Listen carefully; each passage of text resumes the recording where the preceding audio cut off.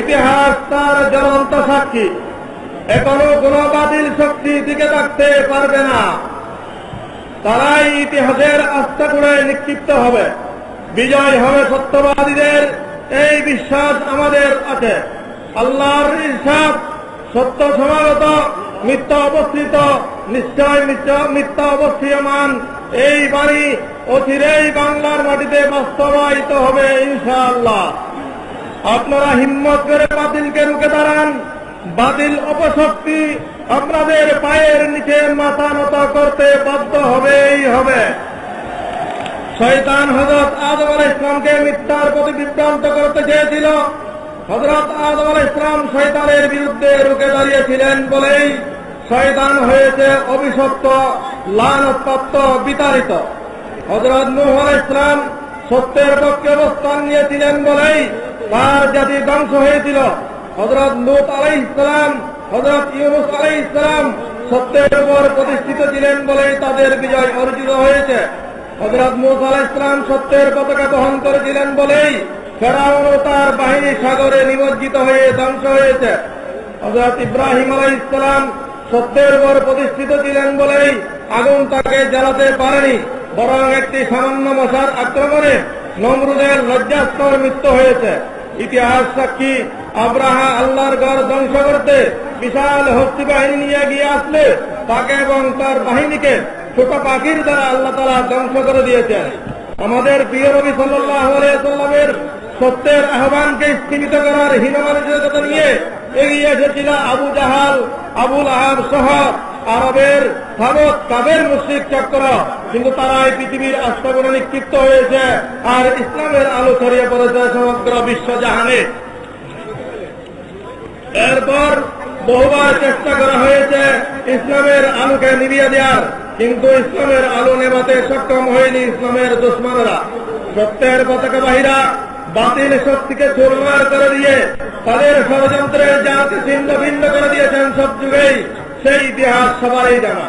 বাতিলের এই আক্রমণ কিয়ামত পর্যন্ত অব্যাহত থাকবে, কিন্তু সাময়িক সফলতার আস্ফালন দেখালেও চূড়ান্ত সফলতা মুসলমানদেরই হবে।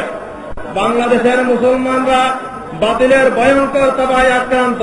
সংবিধান থেকে আল্লাহর উপর পূর্ণ আস্থা বিশ্বাস মুছে দিয়ে ফিরআউন ও নমরুদি শাসন ব্যবস্থা কায়েমের অপচেষ্টা দেশকে খোদাই গজব অনিবার্য করে তুলেছে। আল্লাহকে কটাক্ষ করার মতো দুঃসাহস দেখানো হয়েছে। আমার প্রিয় নবী সাল্লাল্লাহু আলাইহি ওয়াসাল্লাম এবং আমাদের প্রাণপ্রিয় ধর্ম ইসলামের অবমাননা করা হচ্ছে। প্রধানমন্ত্রীকে কটাক্ষ করার কারণে তার শাস্তির ত্বরিত ব্যবস্থা নেওয়া হলেও আল্লাহ ও তার রাসূলের বিরুদ্ধে কটূক্তিকারীদের শাস্তির আওতায় আনার যথাযথ উদ্যোগ পরিলক্ষিত হচ্ছে না, বরং হাইকোর্টের একজন বিচারপতি এই বিষয়ে সহযোগীদের দৃষ্টি আকর্ষণ করতে গেলে তার বিরুদ্ধে সরকারি নির্দেশে সুপ্রিম জুডিশিয়াল কাউন্সিল গঠন করে হয়রানিমূলক ব্যবস্থা গ্রহণের উদ্যোগ নেওয়া হয়েছে। ব্লগার রাজীবকে শহীদ আখ্যা দেওয়া হয়েছে। সংসদে তার প্রতি সম্মান দেখানো হয়েছে। রাষ্ট্রীয় পৃষ্ঠপোষকতায় শাহবাগের নাস্তিক ব্লগারদের ইসলামের বিরুদ্ধে উস্কে দেওয়া হচ্ছে। তারা ইসলামী রাজনীতি বন্ধের দাবি জানিয়ে স্পিকারকে স্মারকলিপি দেওয়ার দুঃসাহস দেখিয়েছে। ইসলামের নিদর্শনাবলীকে চরমভাবে অবমাননা করা হয়েছে। কোরআন সুন্নাহ বিরোধী নারী নীতি, ইসলাম বিরোধী শিক্ষানীতি পাশ করা হয়েছে। জাতীয় মসজিদ বাইতুল মুকাররম সহ বিভিন্ন মসজিদে নামাজের সময় বিভিন্নভাবে প্রতিবন্ধকতা সৃষ্টি এবং আলেম ইমাম খতিবদের হক কথা বলার কারণে তাদের উপর অত্যাচার নির্যাতন চালানো হচ্ছে। হত্যা, হুমকি, ধমকি, হামলা মামলার মাধ্যমে তাদেরকে দমিয়ে রাখার অপচেষ্টাও চাকরিচ্যুত করা হচ্ছে। কাদিয়ানী এনজিও সহ ইসলাম বিরোধী অপশক্তিকে বিভিন্নভাবে আশ্রয় প্রশ্রয় দেওয়া হচ্ছে। মুসলিম সভ্যতা সংস্কৃতিকে ধ্বংস করে বিজাতীয় সভ্যতা সংস্কৃতি ও বেহায়াপনা বেলাল্লাপনা আমদানি করা হচ্ছে। মঙ্গল প্রদীপ প্রজ্বলন, ভাস্কর্যের নামে মূর্তি স্থাপন সহ সেরেকি কর্মকাণ্ডের মাধ্যমে মুসলিম এই দেশটিকে অগ্নি পূজারী ও মূর্তি পূজারীদের দেশ বানানোর চক্রান্ত হচ্ছে। ইসলামের কথা বললেই তাকে মৌলবাদ, জঙ্গিবাদের অপবাদ দিয়ে এদেশ থেকে চিরতরে ইসলাম উচ্ছেদের ষড়যন্ত্র করানো হচ্ছে। জঙ্গিবাদ দমনের নামে ইসলাম নির্মূলের উদ্দেশ্যে বিদেশি সৈনিকদের এদেশে ডেকে আনার পায়তারা চলছে। এদেশের কোটি কোটি তৌহিদি জনতাকে সঙ্গে নিয়ে হেফাজতে ইসলাম শান্তিপূর্ণ উপায়ে দেশ ও ইসলাম বিরোধী অপতৎপরতা বন্ধে বদ্ধপরিকর। কোন অপশক্তি হেফাজতে ইসলামকে তার অভিষ্ট লক্ষ্য অর্জনে দামাতে পারবে না। এ লক্ষ্যেই হেফাজতে ইসলাম দেশ ও ইমান রক্ষার তাগিদে সুস্পষ্ট 13 দফা দাবি পেশ করে ময়দানে ঝাঁপিয়ে পড়েছে।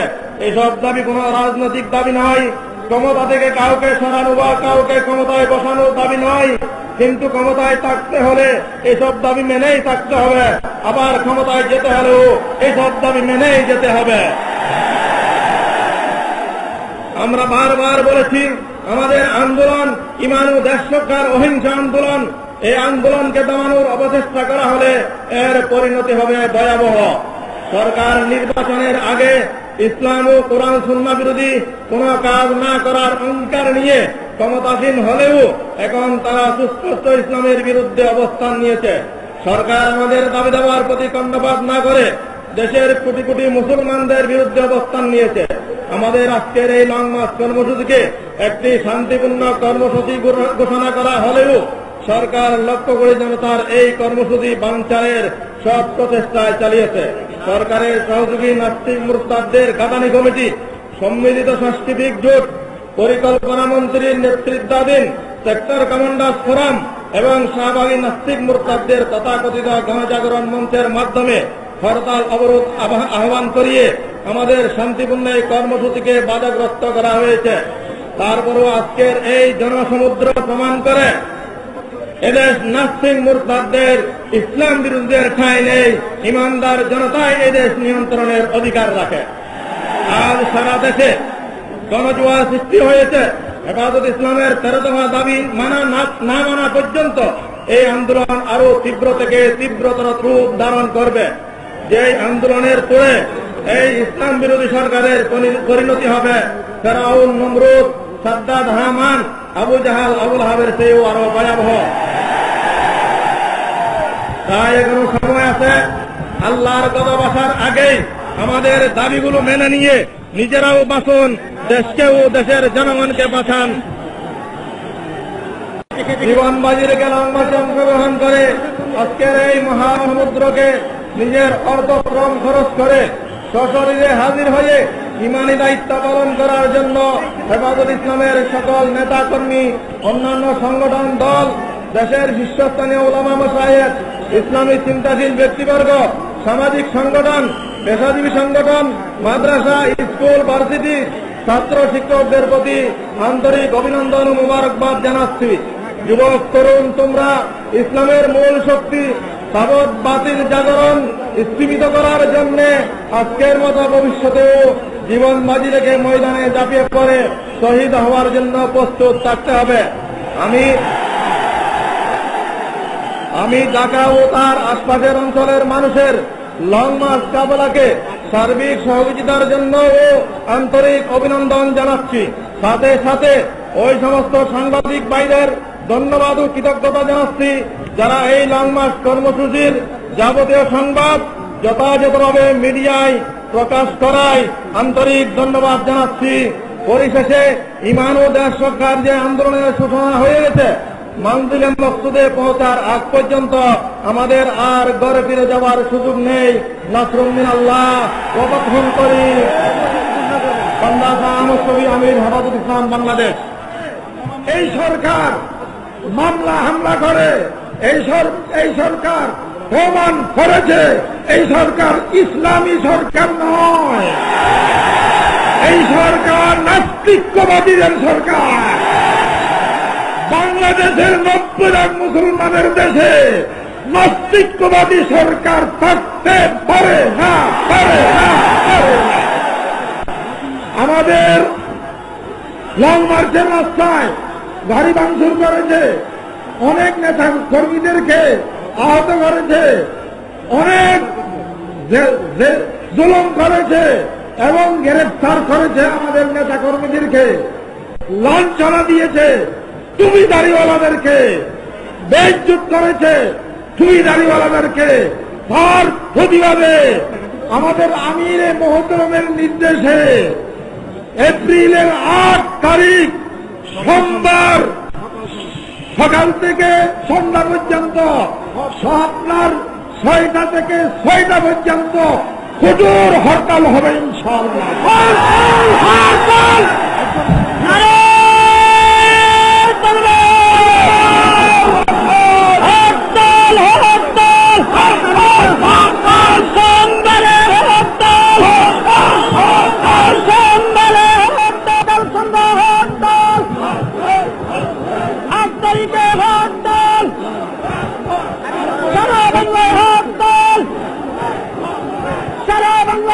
আমার ভাইয়েরা, আমাদের অবশিষ্ট কর্মসূচি আমি ঘোষণা করছি। আপনারা জানেন এই আওয়ামী লীগ সরকার ইসলামের দুশমন, মুসলমানের দুশমন সরকার। এই সরকারের আরেক মুহূর্ত ক্ষমতায় থাকার অধিকার না। আমরা যদি আওয়ামী লীগ নিজেদেরকে মুসলমান দাবি করে, তাহলে নাস্তিক মুরতাদদের সাথে বন্ধুত্ব ত্যাগ করতে হবে। আগামী 8 এপ্রিল সোমবার সারা দেশ ব্যাপী সকাল সন্ধ্যা হরতাল। 11 এপ্রিল বৃহস্পতিবার সিলেটে শানের রেসালত মহাসমাবেশ।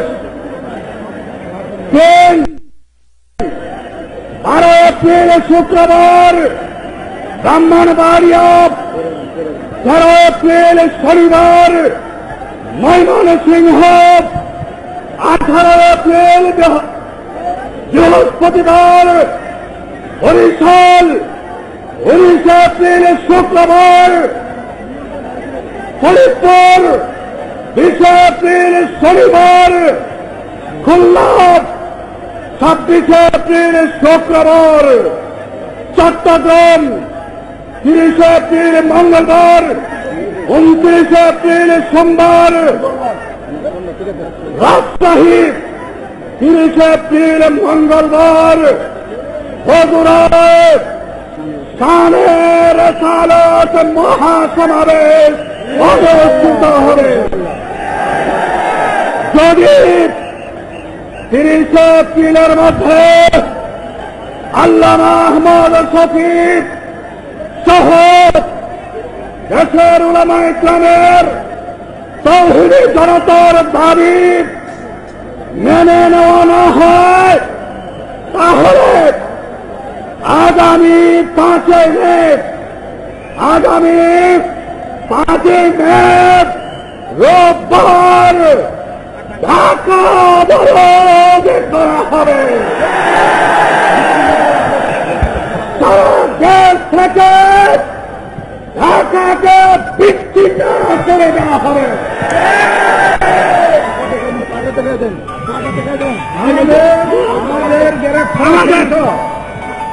আমাদের গ্রেফতারকৃত ছাত্র শিক্ষক শহীদ যারা থাকে নিঃশর্ত মুক্তি দিতে হবে। আজকে রাত্রে 10টার ভিতরে গুলিবিদ্ধ একজন গুলিবিদ্ধ আমাদের সামনে নূর আলম হামিদি আছেন। উনি আপনাদেরকে তার পা প্রদর্শন করছেন।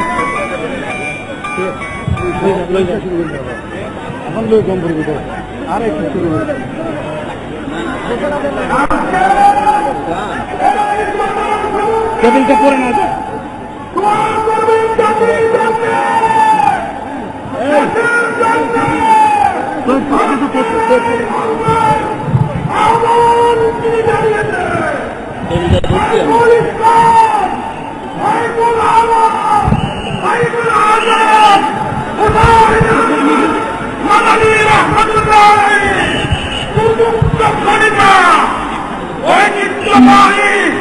চট্টগ্রাম হাটাদারি মাদ্রাসা সম্মানিত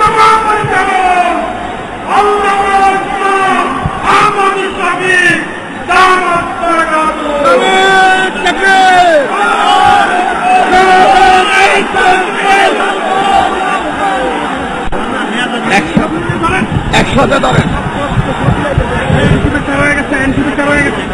পয়সা দেন।